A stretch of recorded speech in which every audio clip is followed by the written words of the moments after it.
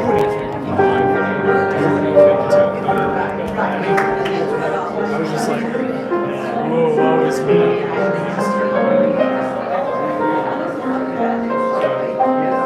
was. Yeah. Right. And that's where it's like, I'm saying those things in a place that's not, meditative.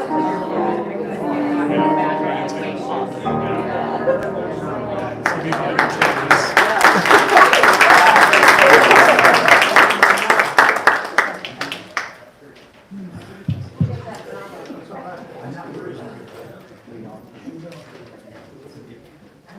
Well, good morning.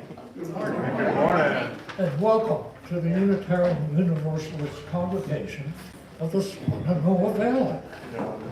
Now, my name is Dan Hadley, and I'm a member of the Board of Trustees. At this time, would you please take the opportunity to silence your cell phones? And I always like to say, turn up your hearing aids. Now, we're a welcoming congregation, united on the side of love and justice. We like to say, we don't have to think alike to love alike. We strive to walk through this life with open hearts, open minds, and hope that all who walk this earth with us will find the strength and the will to walk it with the best intent, as often as possible. May the time we spend together today in this place make us braver, more compassionate, and wiser than when we woke up this morning. Yay! It works. If you are new to Unitarian Universalism, I encourage you to take note of our mission statement, which is on the front of the order of service.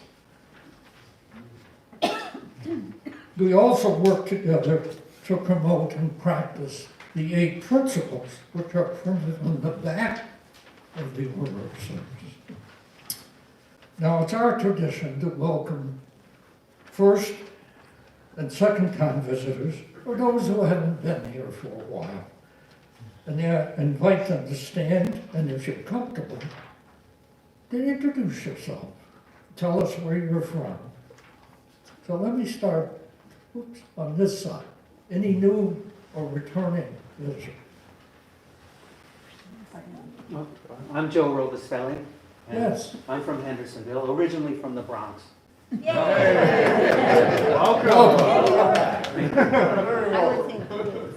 I'm Julie. This is my 3rd time here. I live in Durham, but I did live in New York, so that's cool. And I'm visiting my friend Leif, so I come when I visit. I'm Lynn,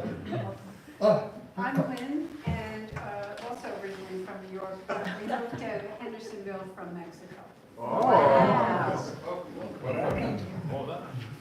New York invasion. My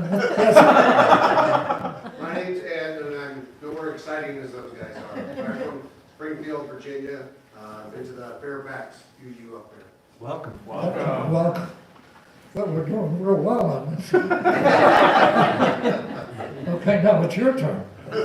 Any new or returning visitors? Hi, I'm Beth Strickland. I'm a first-time visitor, and I hail from Chicago. Welcome. You too? Anyone else who's so moved to introduce themselves? Oh, great. Okay. Welcome to you all. We're exceedingly glad that you're here. Now, if you're interested in learning more about us, or you would like to receive our newsletter, or find out how you can be more involved in this community, there's a white card that should be in the back of the pews. If you don't see it, but you'd like to learn a little more about us, you can find it out on the vestibule. Let's see. Please fill out the card, and if you want to do it today, and you can put it in the collection plate, and we'll get back in touch with you. Just to communicate, so you know what's going on, and things that might interest you. Now, announcements about the happenings in our congregation and the community at large should be submitted for posting in our weekly newsletter, The Current. It comes out every Thursday via email, and it's well worth reading to catch up.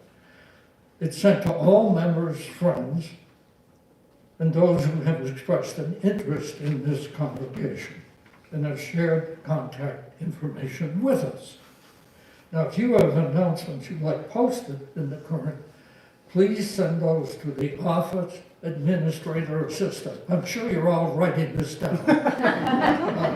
By noon on Tuesdays. Announcements will also be posted on a board that is, I think this time out in the foyer. And you can see all the things that are there. I would like to note that this is really timely.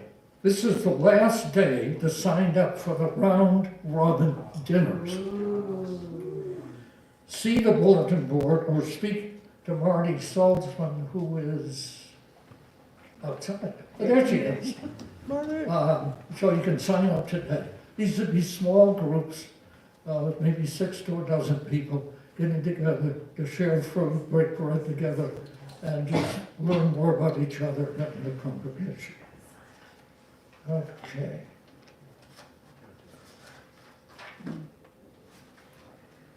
Now, it's also our practice to acknowledge that the land where we are now gathered has not always been ours to call home.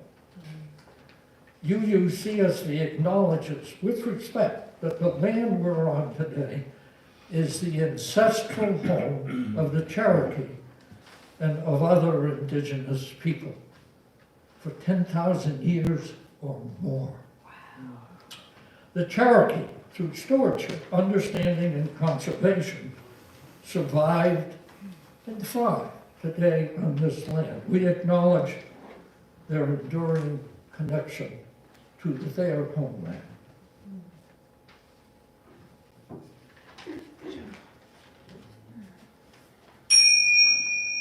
Let our service begin.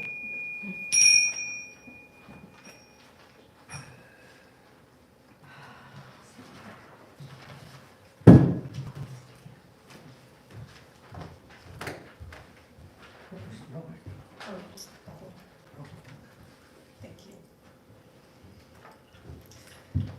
In 1962, James Baldwin wrote, "To accept one's past, one's history, is not the same as drowning in it. It is learning how to use it. An invented past can never be used. It cracks and crumbles under the pressures of life like clay in a season of drought."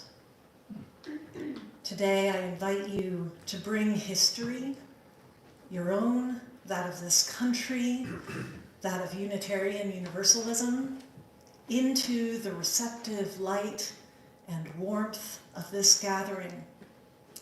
Leaning into curiosity, we call on our most beloved and most uncomfortable stories and characters from the past, that we might hold them without illusion and thus grow in understanding and compassion.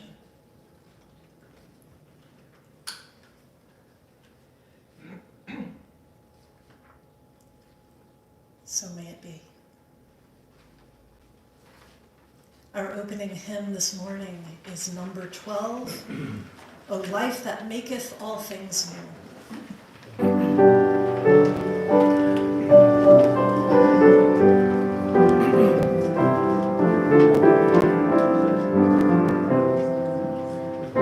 With thy dew,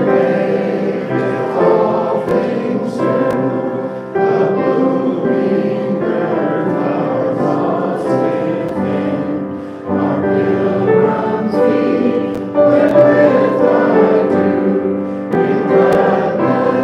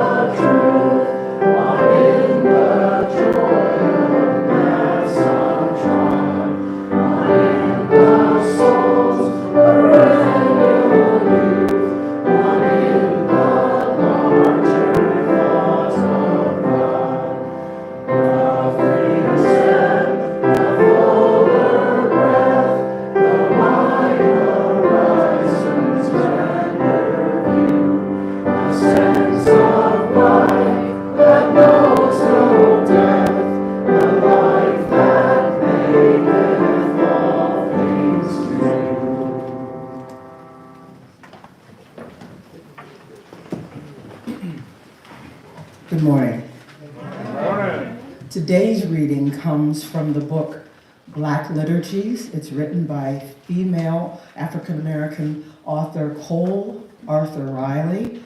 And the name of this piece is To the Keeper of Stories. In a country that is so staunchly delusional about its own history, so committed to a collective amnesia, it is a feat to remember rightly. Maybe you've known how it feels to have someone rewrite history or make you question your own memory. You know the danger of the oppressor turned historian, of countries that have buried corpses in unmarked graves, hoping no one would even uncover what lies beneath. That our memory has survived it all is a miracle. Remembering is no small act of defiance.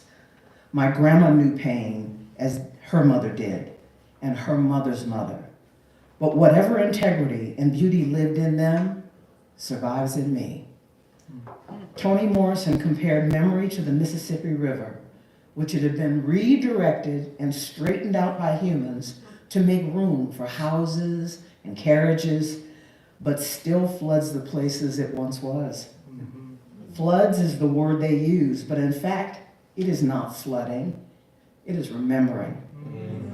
Remembering where it used to be. All water has perfect memory and is forever trying to get back to where it was. I'm learning to follow the water, to take the time to retrace and reclaim what was. Not just for my own sense of self, though this is part of it, but because I'm not convinced we will survive without habits of remembrance. When our individual memory wanes, collective memory must be our flood. Now is the time in the service where we invite you to come and place a stone in the water or light a candle of joy, and we will hold you in your hearts as you do so. So please feel free to come forward.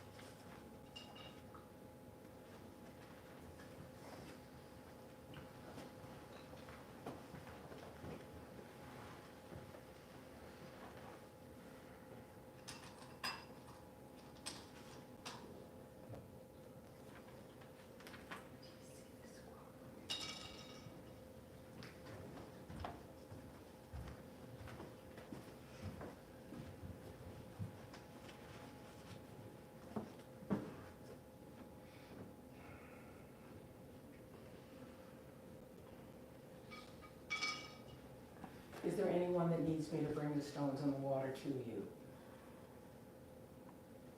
Okay. This one is for those of you who didn't come up to bring a stone or light a candle of joy. Please know that we keep you in our hearts and minds and our thoughts and prayers.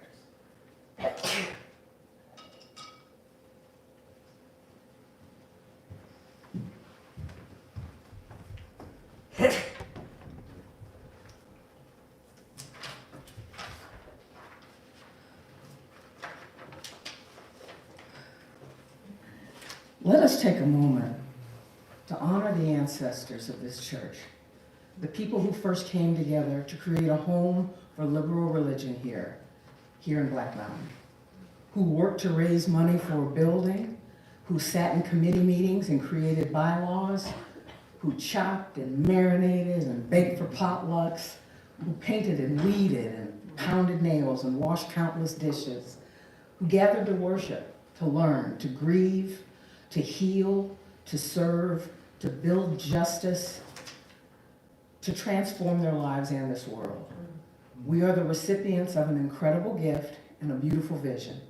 Let us do our part to keep this congregation strong, vital, and thriving for generations to come. And in that spirit, this morning's offering will be gratefully received.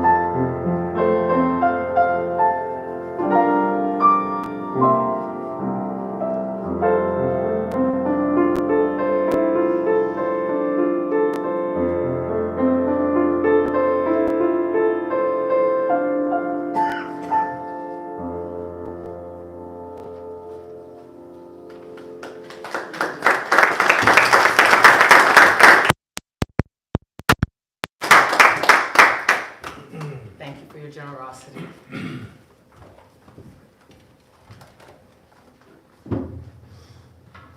It's now my pleasure to introduce a new friend, Tulou. Anna is the intern minister at the Unitarian Universalist Congregation in Blacksburg, Virginia. She's currently finishing her final year at the Meadville Lombard Theological School in Chicago, Illinois. In her former life, she worked in the arts and in human resources, and most importantly, in her current life, she is the mama to 3 amazing children and partner to another awesome human being who I got the chance to meet today, and I hope you do as well. So it's my pleasure to announce Anna Tulou.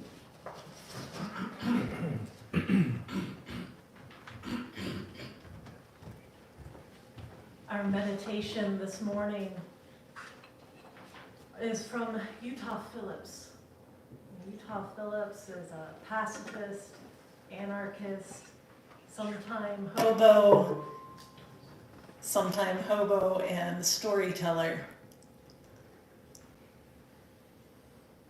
Time is an enormous, long river, and I am standing in it, just as you are standing in it.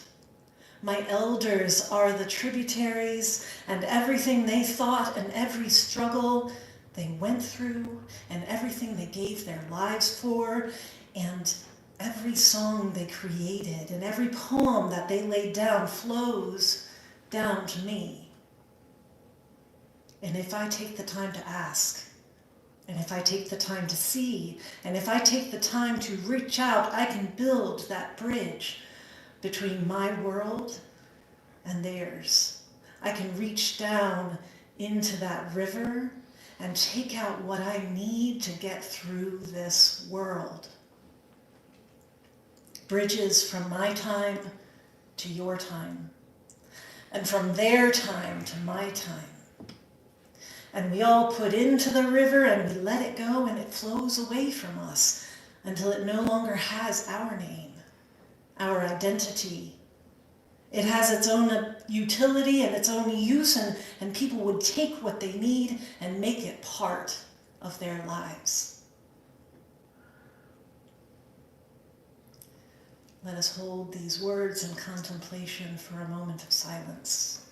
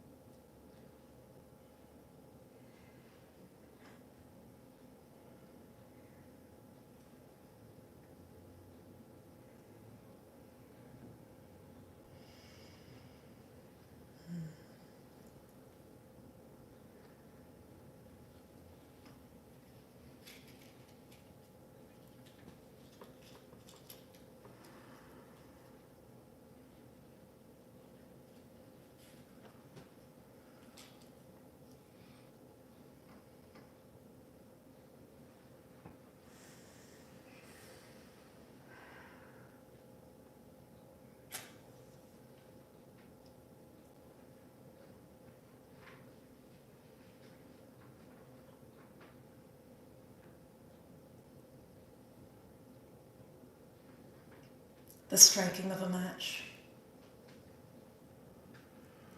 Friction causes heat, transforming red phosphorus into white phosphorus, which immediately reacts with the oxygen in the air to burst into flame, in chain reaction, igniting potassium chlorate, which feeds the flame with more oxygen to sustain it. And wax serves to help the flame to travel down the match. The striking of a match is a magical act. It draws our senses, the scrape and sizzle of the strike, a blaze of light, the smell of brimstone, the heat against one's skin. The lighting of a chalice has been a common ritual in Unitarian Universalism since the 1980s. And it's an exercise in imaginative wonder to think how many chalices have been lit since then, in worship services, in boardrooms, in RE classrooms. But the first appearance of the flaming chalice as a symbol in our history was actually 40 years prior to that, during the Second World War, when the Unitarian Service Committee used this symbol in their work to arrange the escape and assistance for Jewish refugees who were fleeing Nazi persecution in Europe. The symbol was actually designed by one such refugee, Hans Deutsch, and was used by the USC for that work. And eventually that symbol was adopted by the Unitarian Association and still later by the UUA. And many UUs love this story, a heroic story of our Unitarian ancestors risking their own safety and security to help, of the courage and tenacity of the refugees, and all acting together in defiance of oppressive and brutal powers. Stories like this glow like a flame.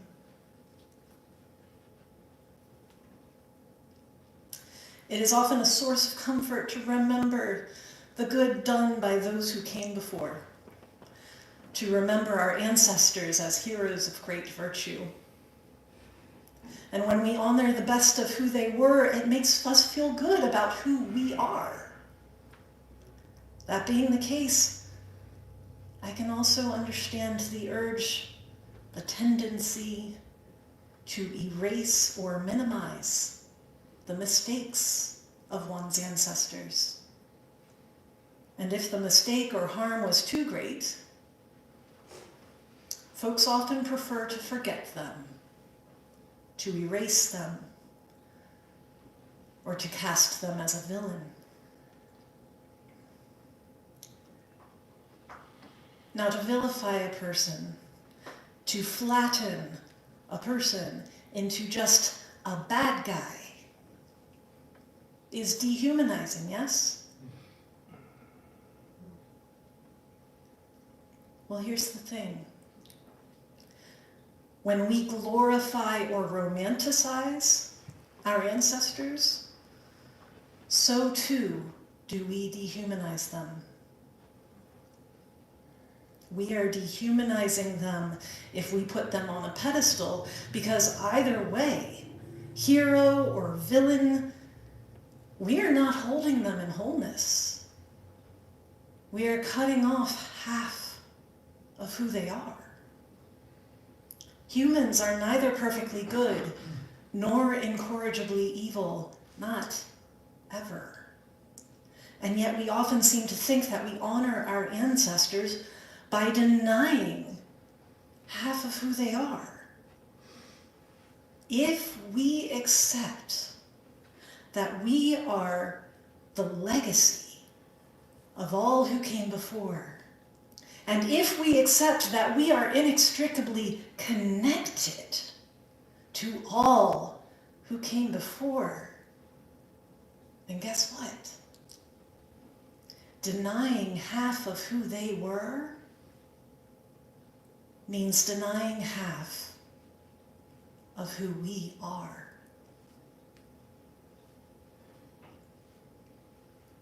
Now, I really love being Unitarian Universalist, but not because it is a perfect tradition. UUs and our forebears have done great good in the world, and we have done great harm, both through action and inaction. Take a breath. The Unitarian Service Committee did assist in the escape of Jewish people from Nazi persecution, and many of our UU forebears were passionate advocates for eugenics. Some of our UU ancestors likewise fled Europe themselves for holding heretical religious beliefs, and they came to America to live a better life in freedom and constructed systems that privileged them as landholding white men, even as it oppressed, enslaved, murdered, marginalized, and exploited those they perceived as other. Ours was one of the first religious traditions to grant seminary admission and ordination to women and African American ministers. And also refused these same ministers work opportunities and support. UUs have advocated passionately for religious freedom and also participated in the abusive boarding school program designed to strip Native Americans of their families, of their community, and of their spirituality and culture. Let's take that breath again.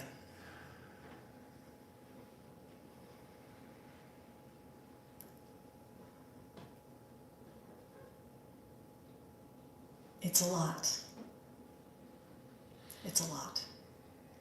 And it is right and fitting that we celebrate the good, and it is essential that we grieve and lament the harm.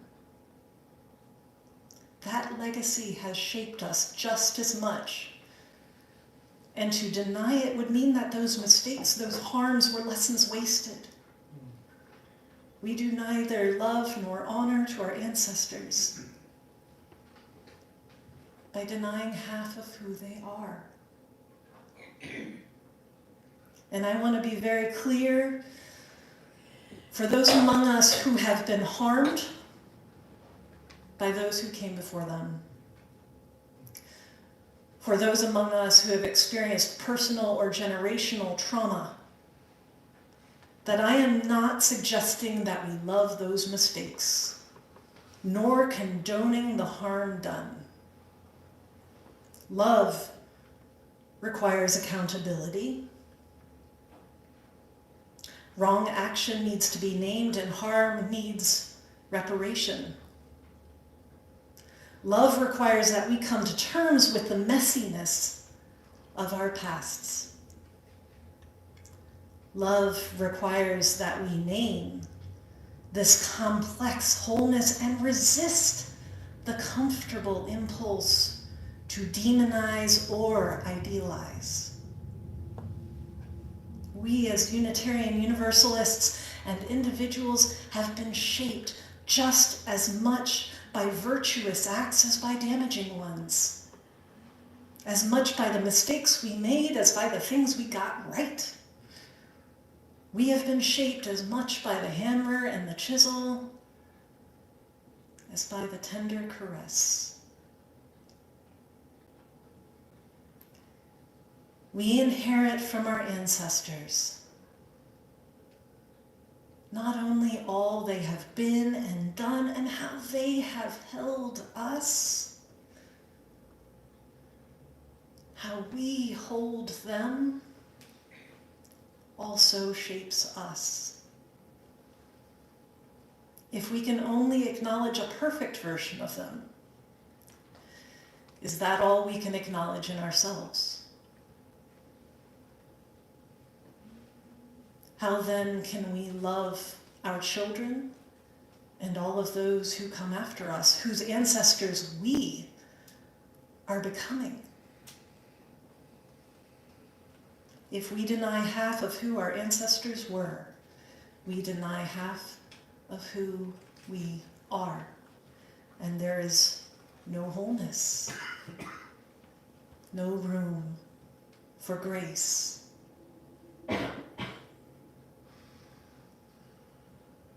I love our UU heritage, not because it's perfect. Perfection should not be expected from anything human. I love it because it's decidedly not perfect, and we keep trying.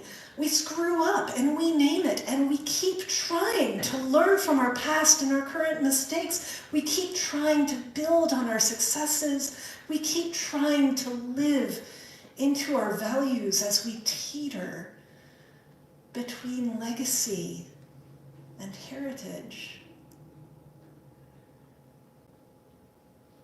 As Cole Arthur Riley wrote, that our memory has survived at all is a miracle. Remembering is no small act of defiance. My wish,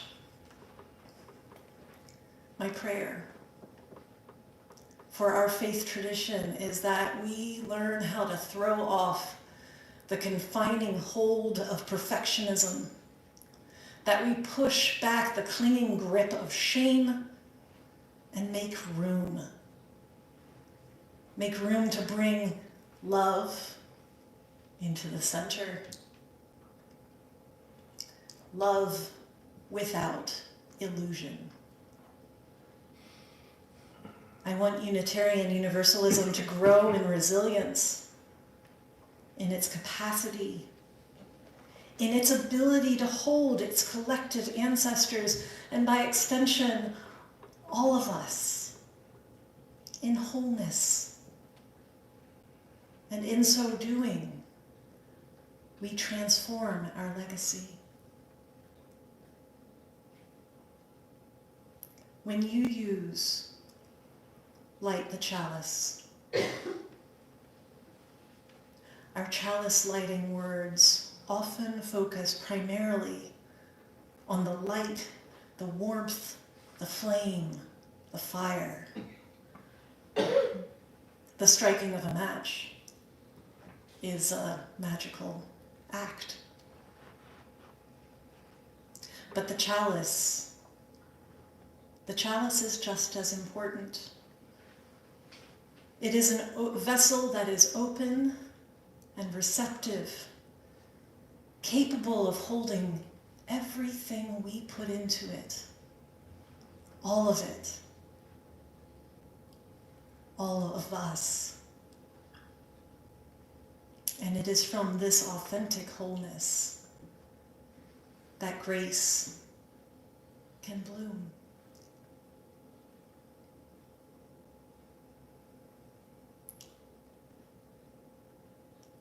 I ask you now to join me in the attitude of reverence for a prayer from Cole Arthur Riley. God who remembers, we are grateful for all the ways this world echoes with memory. Ancient etches in stone, gorges carrying the shape of water. Make us people of deep remembering. In a world that would be content to have us forget our own names, keep them on our tongue. Keep our mothers and grandmothers and great-grandmothers' names near to us. Not that we would idealize them, but that we would practice an abiding reverence for all that has formed us. When memory is challenged, may we humble ourselves to the challenger, always willing to turn the same memory over in a new palm, and in holding it, become more whole. Amen, Ashe, and blessed be. Our closing hymn is number 108, My Life Flows On in Endless Song.